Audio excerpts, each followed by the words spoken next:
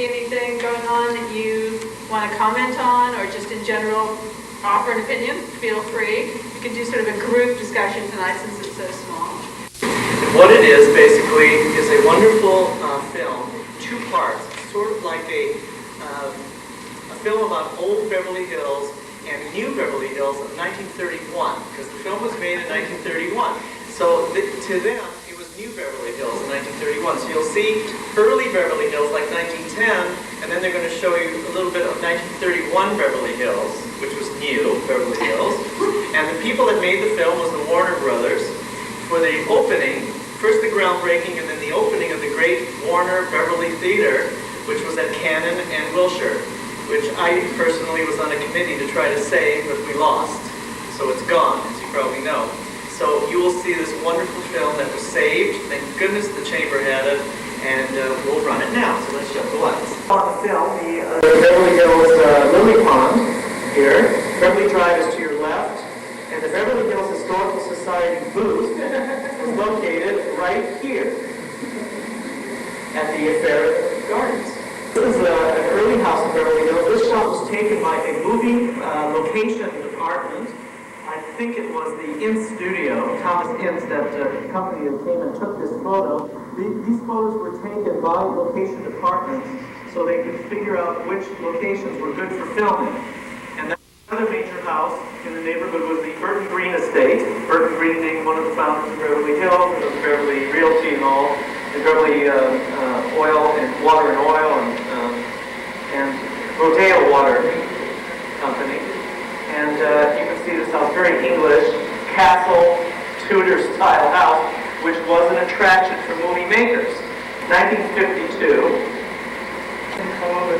Lexington Cove and Crescent. That's the rear of the house, 1952.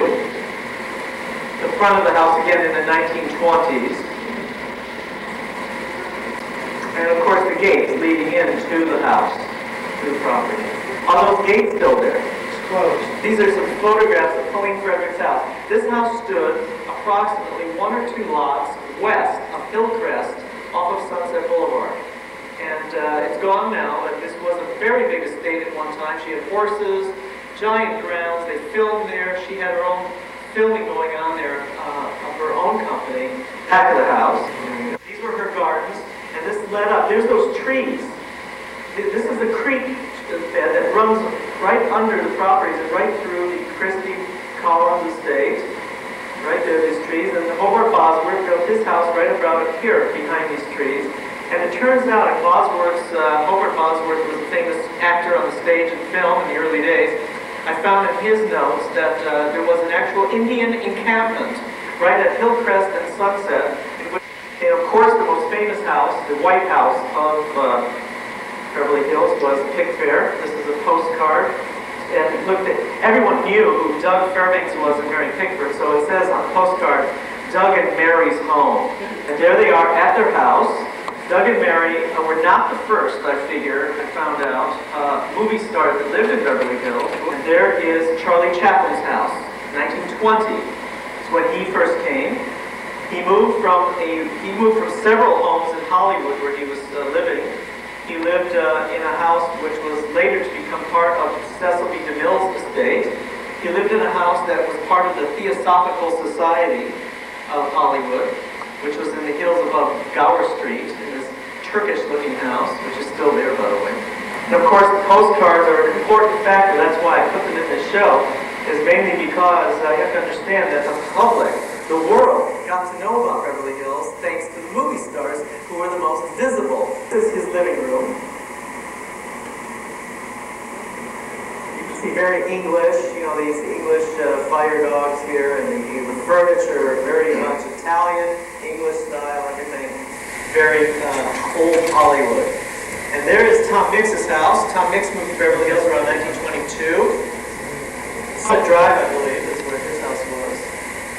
Charlie Ray, who I mentioned, one of the first in Beverly Hills, located at, let's see now,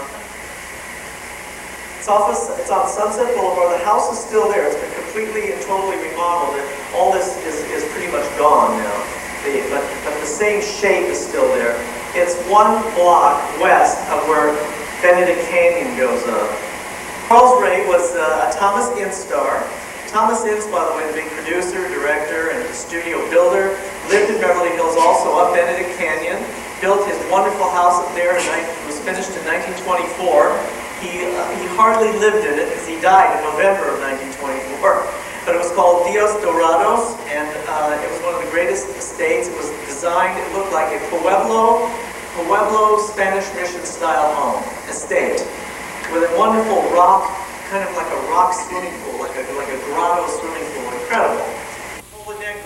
Gloria Swanson, of course, moved also to the corner of Crescent and Sunset Boulevard. And the interesting thing is, I didn't realize that Gloria Swanson moved here as early as 1916, way before Doug and Mary. That house, the whole design was taken from her house in the teens.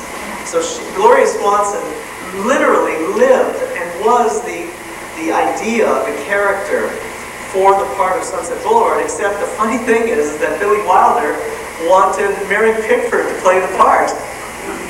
And Mary said, no, I can't do that. Everyone will think I'm dead if I do that.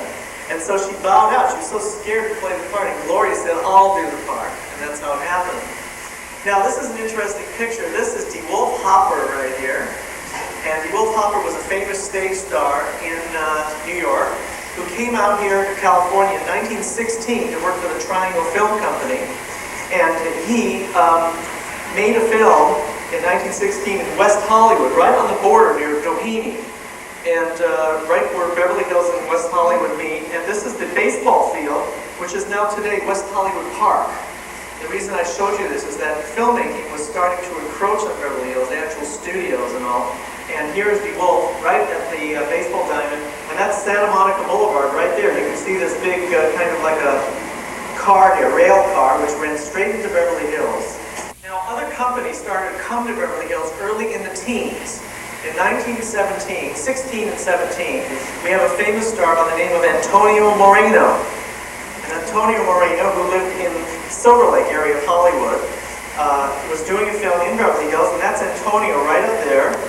And this is how they did these scenes in which a moving vehicle, in which he's fighting with this man on top of the car. This woman's probably trying to stop them or something, and then they fall off the car. See, here's the camera shooting them, and they fall off the car, and they fall onto these mattresses right here on the side. Look at this, nailed on the side of this car as the car is rolling. Can you imagine? I mean, whew, that is crude. But this is the way they film made, and this is on Beverly Drive near Sunset Boulevard around 1916. Interesting to note, this is the film The Idol Class. This was 1921, I believe. And that's Charlie Chaplin, yes, sitting on the bench. But if you recognize the park, here. You recognize this? This is Sunset Park, which is today Will Rogers Memorial Park, right on Sunset, where it meets, where Beverly Drive and Crescent meet, right across from the Beverly Hills Hotel. It was part of the hotel, this park, at one time. But eventually, what happened was that the hotel donated the park to the city of Beverly Hills. Will Rogers' house, of course, right off of Crescent Drive, and I just realized that he even had a mini polo field behind his house, which fronts today, was gone now, but it used to be right on Beverly Drive, North Beverly Drive. It was very interesting, and that's the reason that Polo Lounge got its name. You realize that the polo players of Will Rogers' friends, they used to walk over, like Will used to walk over to the hotel all the time to eat there. And they used to go over to the children's dining room, as it was called originally, which was turned into a bar. So they would go over there after the polo games. Later, it was turned into a restaurant as we know it today, the Polo Lounge. Thank you, Will Rogers. And there he is, on his driveway. Now, he would walk right off this driveway onto Crescent Drive. All he has to do is just cross the street, just walk 2 more minutes, he's in the hotel. Will Rogers, by that city hall I was telling you about, there's the city hall behind, and he's meeting with the police because he was made the honorary mayor, as many of us know. And he would go around and make jokes and say, yeah, I'm the mayor, yeah, so what? Beverly Hills was really run by a committee. It was sort of like a business committee. There was no real mayor, there was a chairman, and every year they would rotate the chairman. They wanted a mayor, somebody that would be known around the world, and that's why they wanted Will Rogers. And he was a great representative. You know, he took it seriously. If it wasn't for Will Rogers, we wouldn't have our post office. Of course, we don't have it anymore, but anyway, the post office building there, it was Will Rogers doing. And these are some of the people that were there. There's Douglas Fairbanks Sr., of course. That's probably Pauline Frederick there. And Will Rogers' family right here, and of course, William S. Hart. Now, William S. Hart did not live in Beverly Hills. He lived in West Hollywood, which is, his house is still there. It's now part of the city of West Hollywood. He donated it to the city. It's right next door to the Argyle Hotel, the old Sunset Towers. This is our favorite picture. This is Harold Lloyd, who, as we all know, started to buy property in Beverly Hills around 1919, and eventually started building his house starting around 1921. And the house was probably finished around 1926 and 7. And of course, Harold Lloyd lived in it until his death. And of course, he was making films in Beverly Hills, and one of his most important films was A Sailor-Made Man, made in 1921, here at the hotel on the front lawn. This is Thomas Instar, Douglas MacLean. And Douglas MacLean, who we never heard of, but he was another Instar like Charles Ray. And they are shooting a film right here at the corner of Crescent and Sunset and Beverly Drive, where it meets. It's right there, right on the corner where this post is.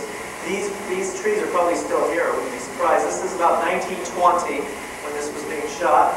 And again, you see how these cars are outfitted with these platforms, wooden platforms, and the cameraman would stand on it with an assistant, and they would hang on for dear life. This is tied down. The camera's, of course, tied down, right? So they would hold on to it, and they would drive down the street photographing the actors. Now, this is the Speedway, and this is a film called Speedy. And Speedy was made around 1924, and this is the actual Speedway, and the Speedway was eventually taken out. By 1926, I think it's gone by then. But this is a film company, I think it was an MGM film at the time that was shooting here. And that actually looks like Wallace Reed. It is Wallace Reed. It's Wallace Reed, the actor, right there. Wallace Reed was a famous Paramount actor. It's a Paramount film, excuse me. And Wallace Reed lived in West Hollywood also, built his house in 1919, and unfortunately died of an overdose of morphine because he was wounded in World War I, but became a morphine addict and died of an overdose in 1923. In 1923, they started the plans to build a Beverly Theater. Beverly Hills wanted to have a theater, and Mary Pickford of Fairbanks pushed the whole idea of having a theater. The daughter of the builder of this theater is still around, and she has all of her materials relating to the Beverly Theater, built at the corner of Wilshire and Beverly Drive. And this is a very early shot of it before it was open. They're still working on it up here. There it is as it is in 1924. And there's the real estate office, yes, exactly. Can't read. Quinlan Realty. That's the family, right? Realty, and at the time, the film that's playing is Ramon Navarro in The Road to Romance with Marceline Day and Roy Darcy, story by Joseph Conrad, also a Charlie Chase comedy. Still working on the building. Look at that.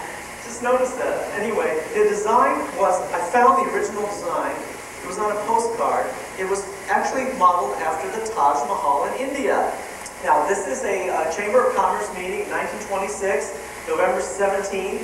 The guest of honor is Douglas Fairbanks Sr. and Mary Pickford, as you can see right here. Fred Niblo, he's the one I couldn't think of. Fred Niblo is there. He was the director of the action scenes for Ben-Hur in 1923.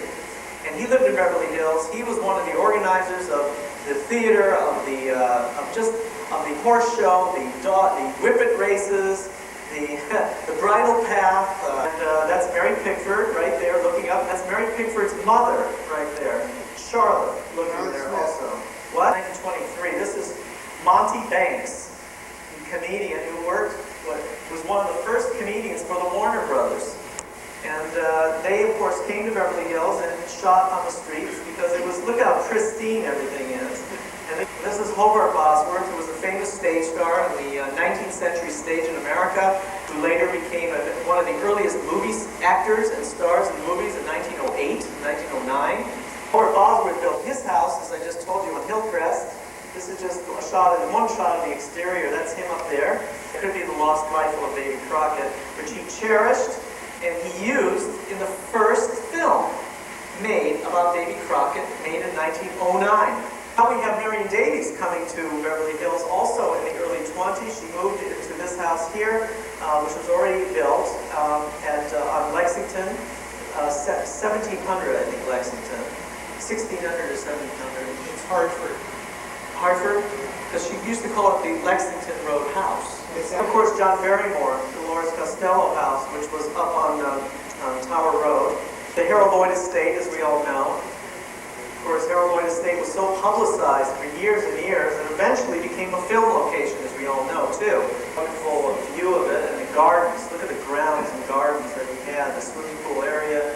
It was all like an Italian villa in Italy. Of course, Gray Hall, this Doug Fairbanks, while he was preparing the pig fair, which was a hunting lodge, lived in it for a while, and then he moved out, and then other people moved in, including George Hamilton. When the MGM parties up there, Gloria Swanson would enter. This is in 1961 or something, 62, and she would enter and say how wonderful George Hamilton was, and very, English, European looking, of course. Now this is a film done at Hartford Way, there we go, which is the Irving Hellman estate. This is the gates leading to it. This is the same scene being shot here. And what happens is that a gypsy wagon comes there and flips over right in front of the gates. This is the gatehouse, by the way, if you're wondering. Oxford and Hartford Way. Oh, that's the Marion Davies house, right, exactly. There's Hartford. And there it is as it looks recently. In Culver City, there was a studio called the Willett Studios. Irvin Willett was the director, and he did many films for Paramount. He and his brother formed a film company in 1920 called the Willett Film Company, and they built their studio and administration building on Washington Boulevard. Brother sold the building, and it was moved to Beverly Hills in 1926, and became a very highly visible site in Beverly Hills, the Witch's House. And Greystow Mansion, of course, one of our most important film locations now to this day, generates a lot of money and a lot of activity of filmmaking in Beverly Hills. And of course is our treasure, and this picture taken about 1929. And this is the Pathé Studios, which was originally the Thomas Ince Studios at Washington Boulevard and Ince Boulevard. Right, this is a Rodeo Drive, 1931, for the Coens and Kellys in Hollywood. This is Doheny Park, and Doheny and Santa Monica Boulevard. This fountain is going to be restored soon again. They've just been digging for water right here not too long ago. They're just now patching it up. And this is a film called Once a Hero, 1932, with Monty Collins, who's in the water there, who was a comedy star for educational pictures. This is the Lewis Estate. And this was taken in 1931. The name of this film is called Police Court. On the top of Angelo Drive, which is really pretty much took over the whole hill up there. And from the back, they would shoot scenes right here on the veranda. Here's the swimming pool area, about 1926.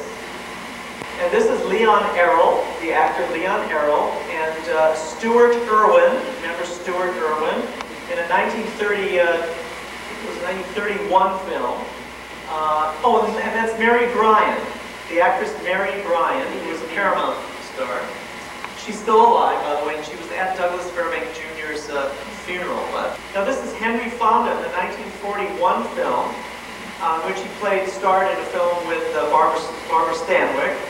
This is Laurel and Hardy in a film here, filming right under the famous gates. As you see, the great one. This was a musical picture done in 1945, and you can see everybody here lined up with the whole orchestra in there, and then the whole works playing. The star of this film was Cary Grant. And look at Falcon Lair. I mean, we have to see that. Isn't that right, Jeff? We have to see Falcon Lair. This is how it was on Bella Drive up above Benedict Canyon. And this was called the Beverly Terrace Real Estate Development. This is a gravel entry here. Beautiful wrought iron entryway. It's a small house, though. It was really just built for him and Natasha Rambola. This is the inside of his house, all done very much Spanish, Italian, mixture, European. It almost looks like a set from Sunset Boulevard, doesn't it? It appeared in 1953 in the Home magazine about Falcon Lair. And of course, this is where later Doris Duke lived and purchased this estate and where she died in the house. And this is the Fox studio, of course. Look how massive this is. This is Pico Boulevard right here. And this is Santa Monica Boulevard right here, I believe. Yeah, that's right. Pico there, Santa Monica here. This is the field. This is looking south, okay? Beverly Hills High School right here. The area of the back lot of Fox Studio, which is now Century City. And of course the studio. That was the studio. How do you like that? That's their back lot. And there's the main lot. All that exists today is now the main lot. Olympic Boulevard runs right here. Oh, that one is, I think. Comes in right here, and there it is, connects. There's Olympic as it dead ends. This oil field right here, that's the oil derrick that is it, I'm sure of it. That's the one that they're now covering up with the children's, drawings and all this business. Here's the famous Buster Keaton's Italian Villa, Beverly Hills. Where he's playing right now, as you can see here, is where a house is now. It's all been subdivided. This is again Beverly Hills Hotel right after the war. The swimming pool was already put in the late 30s, about 1937, I think it was. And this is a film called Designing Women with Gregory Peck and Lauren Bacall. And there's the Polo Lounge, as it was in the 50s. Lena Dietrich. All dressed to the T, 1937, sitting at the bar. You can see the blow-up here of polo players from the Will Rogers estate. And here it is in the late 50s, the hotel, when this was built in 1948 by the Paul Williams design. Nuation in the early 60s. Who's Been Sleeping in My Bed is the name of the film, with, of course, Dean Martin, Carol Burnett, Elizabeth Montgomery, remember her, Martin Balsam, Louis Nye, Jill St. John. The theater that you just saw, that opened in 1931. This opening film, right, was George Arliss in The Millionaire. Rose Tattoo, 1956, I think it is. Beverly Theater is going strong throughout all the years. It was the first theater in Beverly Hills. It's always been on that corner. It's always been a landmark. That's what happened to the Beverly Theater in the 60s. Aldo Ray, and believe it or not, that is Anne Bancroft. This is for The Disorderly Orderly with Jerry Lewis. They filmed almost entirely the film at Greystone Mansion. But you can see the Truesdale all cut out of the hill here. And that's Jerry Lewis running in the street. This is back in the hotel. This is, of course, Doris Day and, of course, James Garner. Beverly Hillbillies. They would film on the streets. Remember, there were several scenes in which they filmed on the street. They filmed this is the American Gigolo with Richard Gere here. And they are filming at a club called the Candy Store, which was originally the original Romanoffs on Rodeo Drive. Peggy Smith with this bagel in her mouth for California Sweet. This film made so much money and put Beverly Hills on the map all around the world. Beverly Hills Cop. There you go, Robertson and Gregory Way. This is modern